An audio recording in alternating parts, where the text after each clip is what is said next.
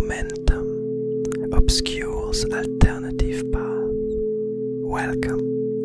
Today's doodle was based on a word reflection, and for this particular one, we are finding ourselves back with the gunslinger and its serpent companion, traveling ever further towards the seedling king, towards the alchemist.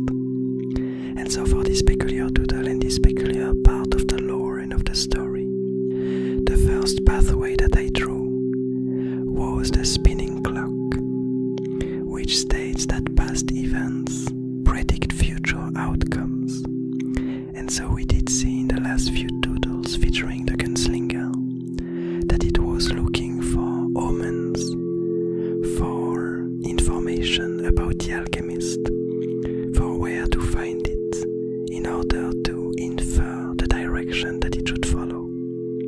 And in the very last doodle in which we saw this tool, this bagel-shaped artifact that the gunslinger is carrying, it gave us the information about where exactly is the alchemist and which direction it should follow.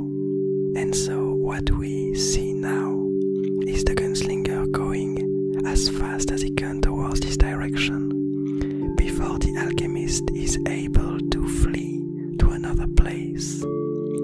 Because as we understood last times, this artifact, compass clock, this bagel-shaped artifact, is only able to provide the information of where the alchemist is at this very moment. And the further you go in the future, and the less able it is to predict where this character will be in the Abyss Garden. A bit like a meteorological event, meaning that basically you are able, if you gather a lot of information, you are able to predict the very near future. But the more you go forward in time, the less accurate the predictions can be. The second pathway that I drew for this doodle was the stable reach, which states that entities' point of views crystallize over time. And so what we see here, the reason why in my mind it was kind of linked to the gunslinger, is this idea that we know from the discussions that we had previously and from the assumptions that we had, that at some point an event occurred where the gunslinger decided that it had to follow the trail of the alchemist of the seedling king in order to end its existence. And since this very event occurred, every step that he took forward kind of crystallized in his mind this need and this goal that it's desperately trying to reach.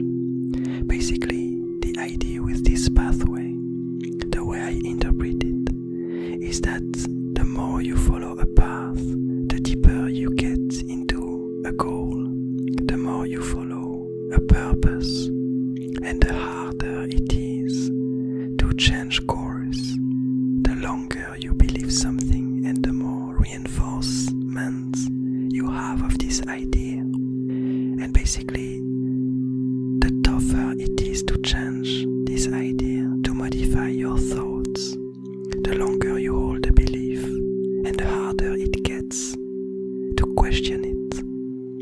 And so here it seems like it's been a really long time since this first event occurred that led the gunslinger to want to end the existence of the alchemist. And it's been so long that it seems like now absolutely nothing can change his course, and his only goal and purpose is to end the existence of the alchemist no matter what happens.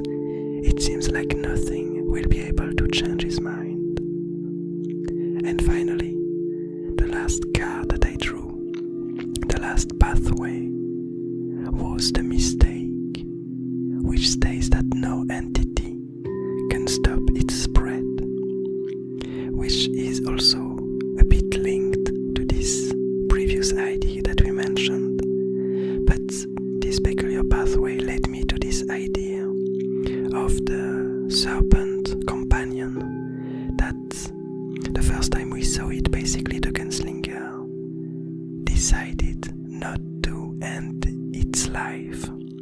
kind of show it mercy. Because we had this tiny serpent that was able to create this gigantic replica of itself, and there were a few hints that it used it in order to spread himself and in order to gain advantage over other creatures and to gain territory in the Abyss Garden. And it made a lot of creatures and entities flee from its new land, its new territory. And so when the gunslinger came into contact with it, it annihilated this huge replica of itself, but managed to somehow convince this little serpent to come with it. And so what we see now is that once again this serpent is using its ability to turn itself or to create a replica of itself, a gigantic replica of itself, in order to help the gunslinger in its quest. And so it might be the reason why the gunslinger initially showed it mercy, because it saw the potential that such a being could have in its goal, the potential it could have to help the gunslinger in its purpose. And so we see now that indeed the gunslinger is able, with the help of this tiny serpent, to reach speeds that might allow him to end up catching up with the alchemist.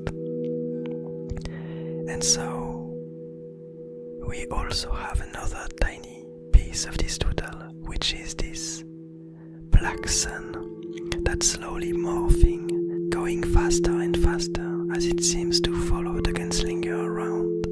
We don't exactly know why, but it seems like the gunslinger has some kind of connection with these astrological phenomenons, like we saw in one of the last doodles for the word timing, where it managed to somehow find this peculiar moment in time where three black suns were perfectly aligned, providing its compass clock with precious informations in order to help it find where the alchemist was at this very moment.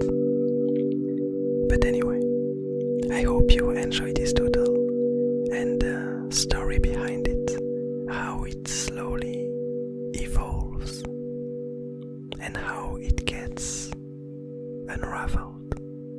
I hope you're having a nice day, a nice evening, a nice morning, and I'll see you tomorrow.